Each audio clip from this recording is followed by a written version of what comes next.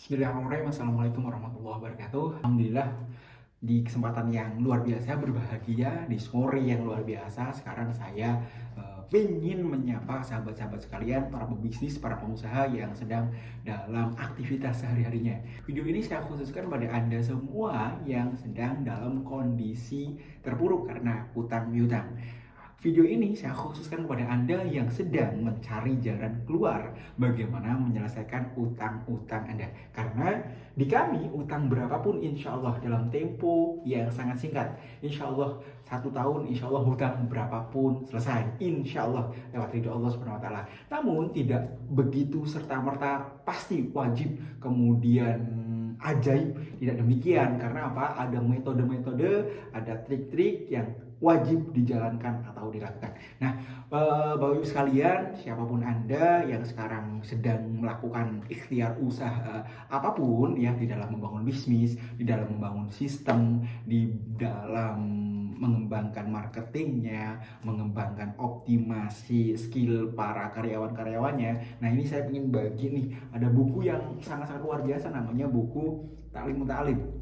Buku ini sangat-sangat luar biasa. Kenapa? Karena buku ini mengajarkan adab kita kepada guru, mengajarkan adab kita kepada para alim ulama. Nah, buku ini, kitab ini biasanya diajarkan di pesantren-pesantren di Jawa nih. Nah, luar biasa. Maka buku ini wajib dibagikan. Kalau Bapak Ibu sekalian punya tim, punya karyawan, buku ini wajib dibagikan kepada mereka agar mengetahui, agar memahami adab-adab bagaimana caranya agar ilmu yang diberikan oleh perusahaan, ilmu knowledge itu menjadi berkah.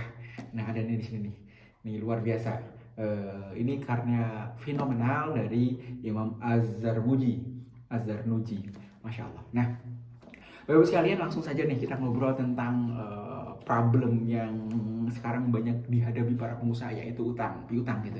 Bagaimana sih caranya menyelesaikan utang? Pak, utang saya, Mas, utang saya ada 7M, Mas, utang saya ada 10M, Mas, utang saya ada yang 200M. Karena katanya di MMC banyak sekali utang yang dengan ajaib ya.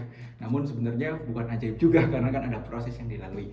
Di MMC utang berapapun insya Allah selesai. Tadi saya sebutkan 1 tahun ya. Apa yang dilakukan? Yang dilakukan adalah pertama kita taat rule. Nah, bagaimana taat rule-nya? Pertama kita juga memiliki adab. Nah, makanya kenapa saya sampaikan buku ini sangat penting juga ketika kita mau menyelesaikan utang-utang kita. Adab-adab kita terhadap guru-guru kita, adab-adab kita terhadap orang ya yang mengajarkan keilmuan ini. Buku ini menjadi penting.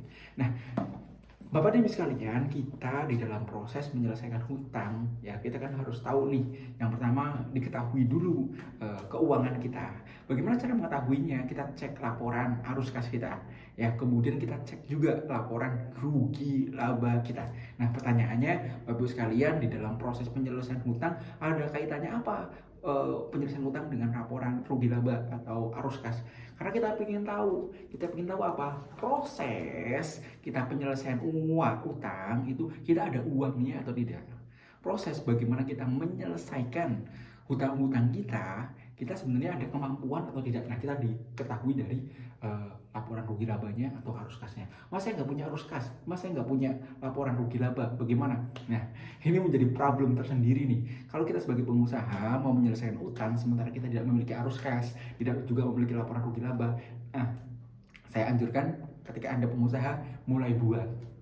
Kita ingin tahu apakah ya usaha kita itu untung atau tidak, apakah usaha yang kita jalankan menghasilkan laba atau tidak. Jangan sampai nanti besar pasak daripada tiang gitu. Artinya kita seolah kerja keras luar biasa. Tahun 2023 kerjanya luar biasa. Timnya kerja dengan sangat-sangat etos kerjanya luar biasa. Tapi kenyataannya tidak ada margin di situ, tidak ada laba di situ. Kenapa kok tidak ada laba, tidak ada margin? Uangnya habis. Habis untuk apa? Bayar cicilan. Uangnya habis untuk entertain kemana?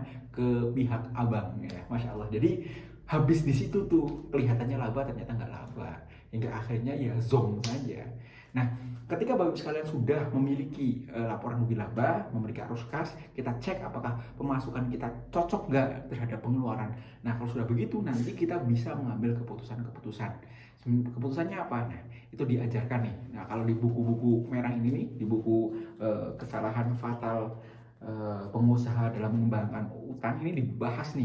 Kalau misalkan kita kebanyakan yang mau bayar utang itu dengan apa ya, harus dengan uang gitu. Nah, uangnya dapat dari mana kan gitu. Kalau kita tahu arus kas, misalkan kasnya nggak mencukupi untuk bayar utang, ada langkah-langkah yang dilakukan.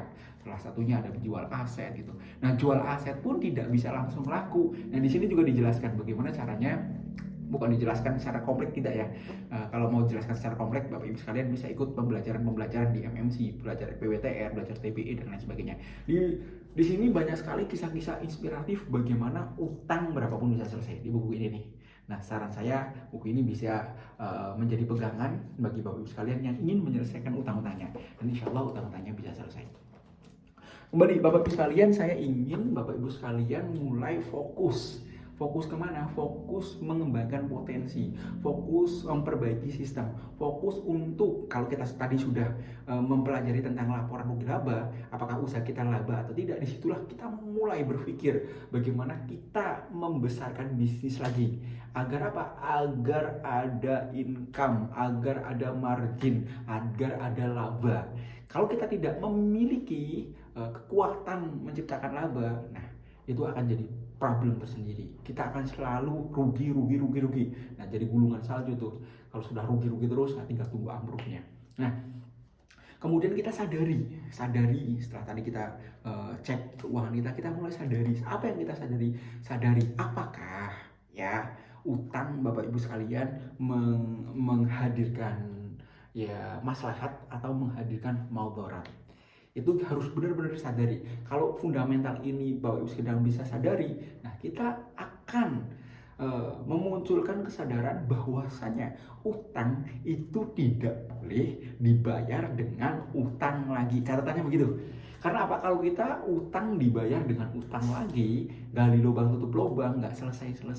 Nah, lalu bagaimana caranya agar kita bisa menyelesaikan program-program utang kita? Nah, tentu saja tidak dengan utang lagi, tapi dengan perbaikan bisnis. Nah, di MMC diajarkan bagaimana caranya memperbaiki bisnis, diajarkan bagaimana membangun tim dan lain sebagainya. Insya Allah Bapak Ibu sekalian bisa menghubungi nomor di bawah ini nih.